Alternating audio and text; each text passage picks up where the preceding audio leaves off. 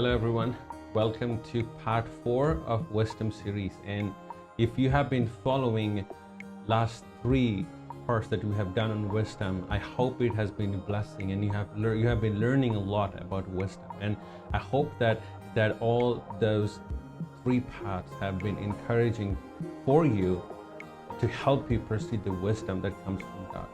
Today when we start a part 4, what we're going to look at is wisdom of fear of the Lord. And if we follow the book of Ecclesiastes, the Proverbs of Ecclesiastes, Proverbs, Psalms, and Ecclesiastes are known as wisdom literature. So even though Ecclesiastes is not titled as a proverb, it can also be called as a proverb because proverb means the words of wisdom.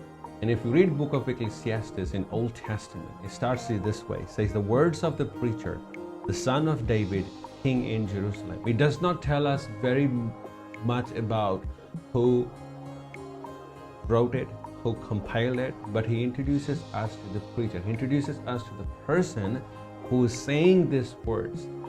You know, if you look in the context of Old Testament tradition or Old Testament culture, it seems like the preacher has gathered people and is speaking these words to them. It's not necessarily that he is the author, that we later in this book we find that author introduces the preacher, but the identity of author it's totally unknown. But the way book of Ecclesiastes starts is introducing us to the preacher, and the preacher is the one who's proclaiming these words to a group of people. And this is what preacher says. He says, vanity of vanities, says the preacher. Vanity of vanities, all is vanity. But if you look at the Hebrew meaning of this word, the word that we find there is called havel, which not necessarily can be translated into the word vanity. But if you look at the exact meaning of the word havel, it is a vapor or a smoke. And the way preacher, the opening statement of preacher, the opening statement of the guy who's talking to a group of people and giving these words of wisdom, the opening statement for him is everything is vapor, everything is smoke. Everything you want to desire, everything you want to do, your success, your life, everything is a vapor. You know, if you try to develop our understanding around the vapor is something you cannot ever hold on to it. If you try to grab it, it's not possible for you to grab it. Same with smoke. If you try to hold on to it, if you try to grasp it, if you try to keep it in your hands, it's not possible to do it. And the preacher is introducing, is saying everything that you see around you, everything that you run for, everything that you desire, everything that you want to build, everything that you want to achieve in your life, your success, your reputation, your possession, your career, everything is just like a vapor. Everything is vanity. And most of the time, when we read through Ecclesiastes, we can get really discouraged to do anything in our life. It feels like anything that we do, anything that we desire, anything that we dream of, it's vanity. It's all like a vapor. It's all hevel. So what is the point of doing anything? What is the point of running after anything? What is the point of dreaming? What is the point of having vision, have plan and strategies? What is the point of everything? And everything is, end of the day, everything is a vapor. Everything is just a smoke. It just disappears. You cannot ever hold on to it.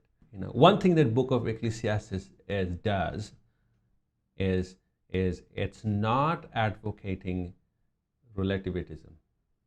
It's not advocating that you can be relative in your thinking. It's not. And we grab this understanding is when we look at the closing statement of book of Ecclesiastes, when we look at the concluding statement of the preacher.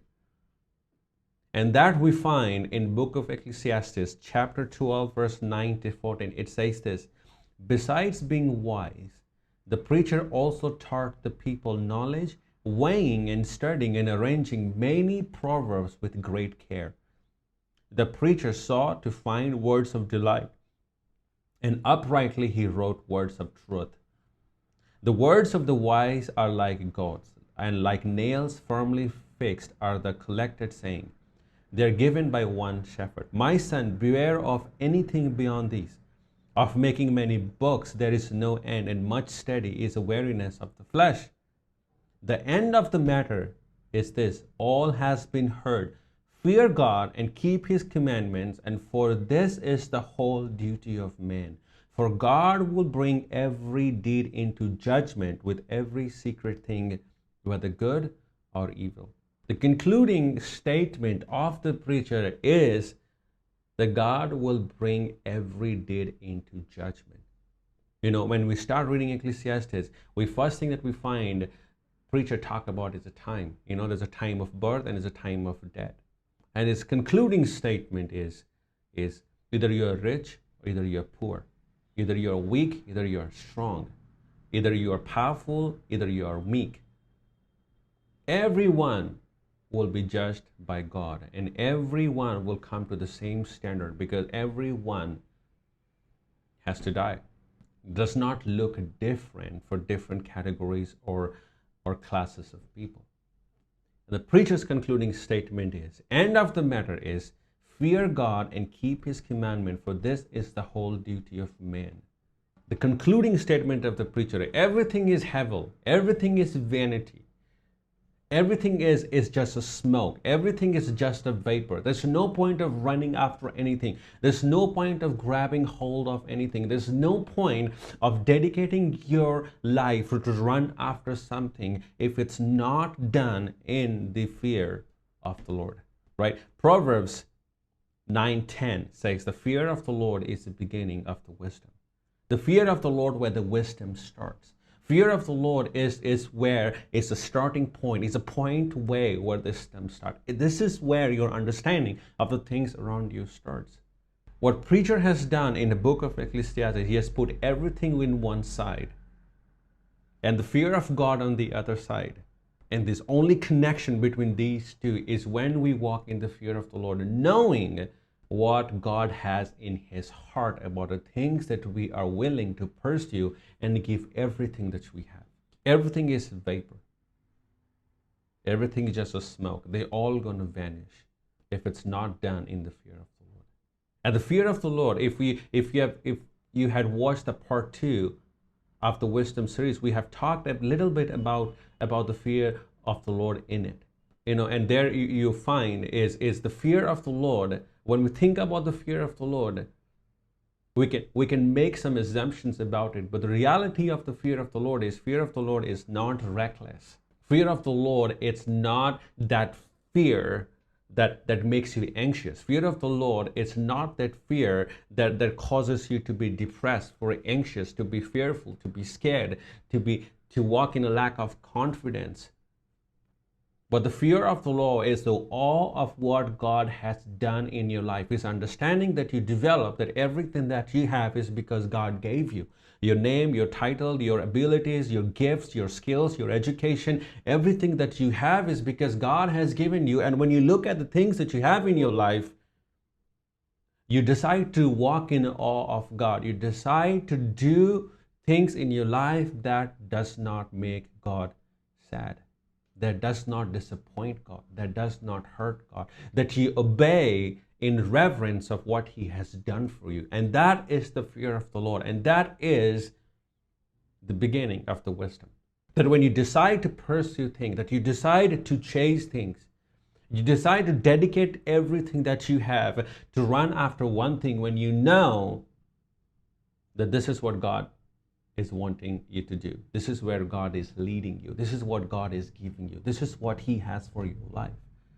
Because God is not obligated to provide for the things that he has never committed to do in your life. God is only obligated to provide for the things that he said he would do in your life. He's not obligated to provide for the things that he never said he would do in your life. And when we start to chase those things, it becomes vanity. Because end of the day, what we get is ourselves running, that we are running after vapor, that we are running and chasing smoke in the air. Because end of the matter is that God is going to do justice. It says, for God will bring every deed into judgment with every secret thing, whether good or evil. The fear of the Lord is the wisdom of God. Fear of the Lord is what makes things possible in our life, and it's the key to succeed in our life. Fear of the Lord is the key behind doing things, the key behind being fruitful in any areas of life. Fear of the Lord is what enables us and strengthens us to do what God has wanted to do, and enables us to see the success. It enables us to achieve things that we're designed to see in our life.